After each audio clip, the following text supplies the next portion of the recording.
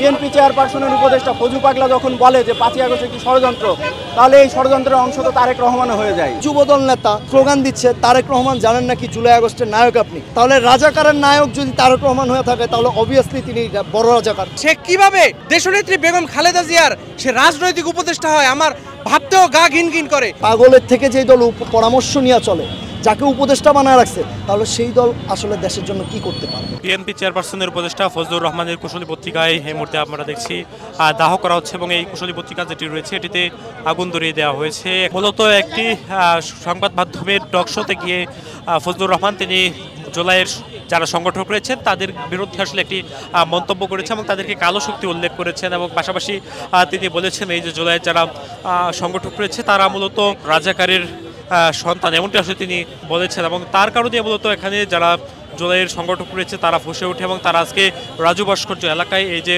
ফজলুর রহমান যে কুশল পত্রিকা সেটিতে আসলে জুতা নিক্ষেপ করে তারপরে তার যে প্রতীকী দেহ সেই দেহতে আগুন ধরে দেয় এবং এখানে আমরা দেখছি এখন পর্যন্ত আসলে এই যে দেহ সেই দেহতে কিন্তু আসলে আগুন ধরানো হচ্ছে। জুলাই যোদ্ধা যারা আছে তাদেরকে অনবরত এই ফজু গুন্ডা, সে ছিল রক্ষী বাহিনীর একজন গুন্ডা এবং মুজিব বাহিনীর একজন দাসানুদাস ছিল। সে কিভাবে আমাদেরকে 24শে জুলাই যোদ্ধাদেরকে সে রাজাকার বলে গালি দেয়। আপনি জানেন যে প্রতিটি টকশোতে গিয়ে গিয়ে আমাদেরকে যেভাবে সে গালাগাল দেয় এটা কিন্তু আসলে কোনোভাবেই সহ্য করা যায় না। আমরা বিপ্লবী ছাত্র পরিষদের ব্যানারে 5ই মার্চ আমরা তাকে একবার কুশপত্রিকা দাহ করেছিলাম, তারপরও সে শুধরে যায় নাই। সে শুধরে না গিয়ে অনবরত প্রতিটি টকশোতে গিয়ে গিয়ে আমাদেরকে যেভাবে রাজাকার বলে গালি দেয় আমরা এর তীব্র নিন্দা জানাই। চেয়ারপারসনের উপদেষ্টা যদি এমন কুরুচিপূর্ণ বক্তব্য দেয় আর তাকে যদি একজন রাস্তার জনগণ, রিক্সাওয়ালা, আমার মতো সাধারণ মানুষ, আমজনতা যদি পাগল মনে করে, তাহলে আমার ওই দল নিয়েও প্রশ্ন যে পাগল দিয়া যে এই দল উপদেষ্টা, মানে পাগলের থেকে যেই দল পরামর্শ নিয়ে চলে, যাকে উপদেষ্টা বানায় রাখছে, তাহলে সেই দল আসলে দেশের জন্য কি করতে পারবে, এটা আসলে প্রশ্নের বিষয়। আর যদি কোনো পাগল টাগল থাইকা থাকে কোনো দলে, আমরা অনুরোধ করতেছি আপনাদের পাগলগুলারে চিকিৎসা করান। আর যদি টাকার প্রয়োজন হয়, আমাদের এক বড় নেতা বলছিল প্রয়োজন পড়লে ওনারা চাঁদা তুলে নাকি টাকা দিবে অনেককে, তো ওই চাঁদার টাকা নিয়ে হলেও ওনাদের চিকিৎসা করা। বিএনপি চেয়ারপারসনের উপদেষ্টা ফজু পাগলা, যাকে ফজু পাগলা নামে সবাই চেনে, সে বলেছে যে এই 5ই আগস্ট একটি ষড়যন্ত্র, এটা নাকি জামাত শিবিরের ষড়যন্ত্র এবং একটি কালো শক্তির ষড়যন্ত্র। এই আন্দোলনে আমরা সবাই জানি জামাত, বিএনপি, শিবির এবং সাধারণ ছাত্র সহ বৈষম্য বিরোধী ছাত্রের ব্যানারে এই আন্দোলন হয়েছে এবং এখানে সকলের উপস্থিতি ছিল, সকলেই অংশগ্রহণ করেছে এবং সকলের অংশগ্রহণের মাধ্যমে ইন্ডিয়ার সেবাদার শেখ হাসিনা পালিয়ে যেতে বাধ্য হয়েছে। তো এক বছর যেতে না যেতেই বিএনপি চেয়ারপারসনের উপদেষ্টা ফজু পাগলা যখন বলে যে 5ই আগস্ট একটি ষড়যন্ত্র, তাহলে এই ষড়যন্ত্রের অংশ তো তারেক রহমানও হয়ে যায়।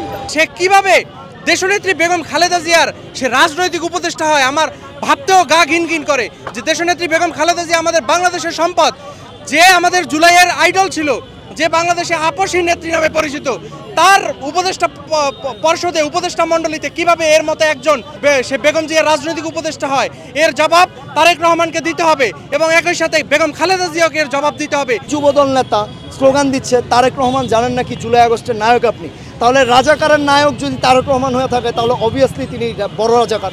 ওনাদের কথা, এটা আমাদের কথা না। জুলাই আগস্টের শক্তি যদি রাজাকার হয়ে থাকে তাহলে রাজাকারের নায়ক তিনি বড় রাজাকার। আমরা জাস্ট ওনাদের কথাটা ওনাদেরকে মানে কি বলা যায় চিত্রায়ন করছি যে এই কথাটা এরকম দেখাচ্ছে। 24 ঘন্টা পার হয়ে যাওয়ার পরেও তারা কোনো পদক্ষেপ নেয়নি, তারা একে বহিষ্কারও করেনি, তারা কোনো পদক্ষেপ নেয়নি। তো এখনই যদি বিএনপি এরকম করে তাহলে আমরা ধরেই নিতে পারি ফজু পাগলাকে দিয়ে তারা এটা বলাচ্ছে, ইচ্ছা করেই বলাচ্ছে। আর ইচ্ছা করে যদি বলাই তাহলে পরবর্তীতে যখন নির্বাচন হয়ে যাবে বা একটা পট পরিবর্তন আবার হবে, তখন যে এই বিপ্লবীদেরকে ষড়যন্ত্রের অংশ হিসাবে জেলে ভরা হবে না বা তাদেরকে ফাঁসি দেওয়া হবে না ষড়যন্ত্র বলে, সেটার কোনো নিশ্চয়তা আমরা পাই না। তো বিএনপিকে তার অবস্থান ক্লিয়ার করতে হবে এবং তাদেরকে এই ফজু পাগলাকে বহিষ্কার করতে হবে। যদি তারা না করতে পারে তাহলে আমরা ছাত্র জনতা আবারও নেমে আসব এবং তাকে বাংলাদেশ থেকে বিতাড়িত করে কিভাবে ইন্ডিয়ায় পাঠাতে হয় সেটা আমরা এনশিওর করেই তারপরে যাব।